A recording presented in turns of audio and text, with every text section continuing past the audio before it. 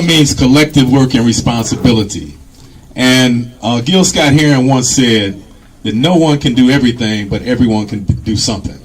So you can't be all over the city trying to do everything, but if you can hold your post and you can be reliable and be a man of your word or a woman of your word, we can get something done.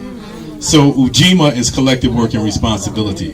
The next principle is Ujamaa, and the root word of Ujamaa is Jama, which means family.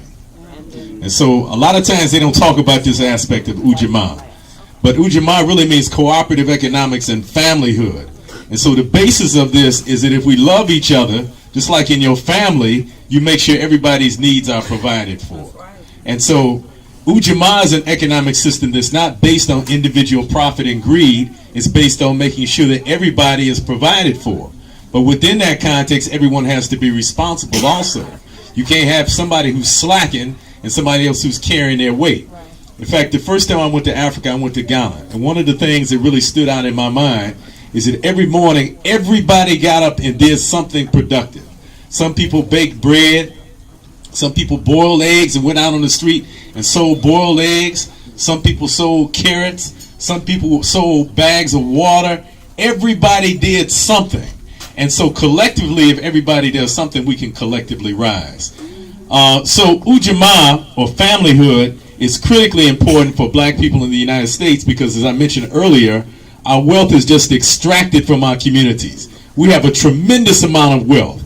We have tremendous buying power. And everybody else realizes it, which is why people come from halfway across the world to come into our communities and set up businesses, because they realize the tremendous buying power that we have.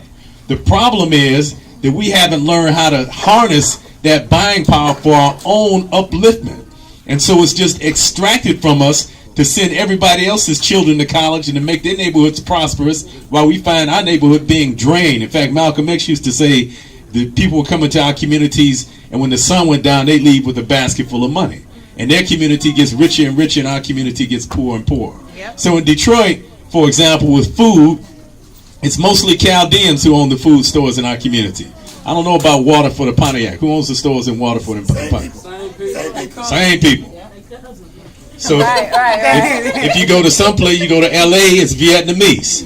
You go to some cities, it's East Indians. So it's different ethnic groups in every city, but it's always the same scenario.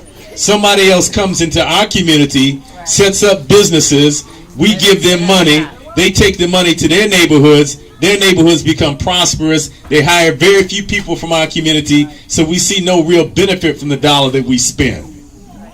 Right?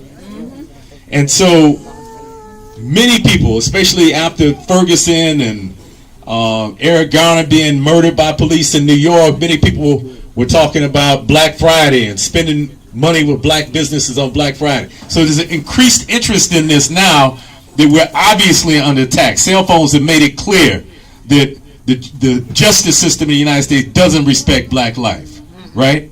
And so if we ought to respect black life, now many people are becoming aware that we have to galvanize our dollar as one tool to uplift our communities. But we